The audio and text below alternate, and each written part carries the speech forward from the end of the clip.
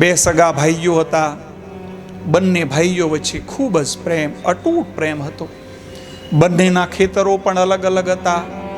મોટા ભાઈના લગ્ન થઈ ગયા હતા. નાનો ભાઈ હજી કુંવારો હતો. એ વખતે દુષ્કાળ પડે છે અને ખેતરમાં પાક સાવ ઓછો થયેલો છે.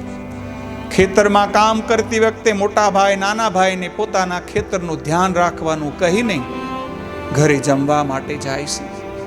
મોટા ભાઈના જતા રહ્યા પછી નાનો ભાઈ વિચાર કરવા લાગ્યો, ખેતરમાં આ વખતે પાક ઓછો થયો, પરંતુ હું એકલો છું, મારે આટલા બધા અનાજનું શું કામ છે? મોટા ભાઈના લગ્ન થઈ ગયા છે, પત્ની છે, બાળકો છે, એમને ઘરનું ભરણ પોષણ કેવી રીતે થશે?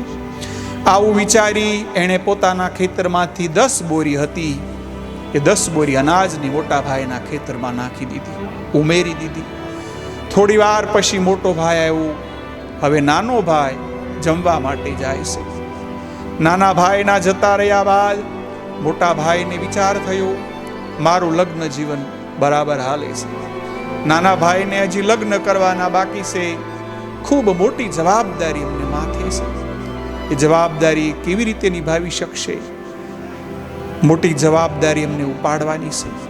આમ વિચાર કરી એણે પણ પોતાના ખેતરમાંથી 10 બોરી અનાજ નાના ભાઈના ખેતરમાં નાખી દીધી. અનાજ તો બંનેનું સરખું થઈ ગયું, પરંતુ બંને ભાઈઓના દિલમાં ખુશી હતી, લાગણી હતી, પ્રેમ હતો. ભાઈચારાની આ લાગણી એ આપણને એ શીખવાડે છે કે કુટુંબમાં વિચાર સારા રાખશો તો પ્રેમ આપોઆપ વધશે. આવો જ પ્રેમ રાખશો તો દુનિયાની કોઈ તાકાત ભાઈઓને ક્યારેય અલગ નહીં કરી શકે. એટલા માટે ભાઈઓનો પ્રેમ અમર હોવો જોઈએ. ભાઈઓનો સ્વાર્થ વગરનો પ્રેમ હોય તો દુનિયાની કોઈ તાકાત એમને હરાવી શકતી નથી. એટલા માટે ભલા મિત્રો, આજની આ જે કથા એ મને ખૂબ સારી લાગી, એટલા માટે મેં તમને આજે કહી છે.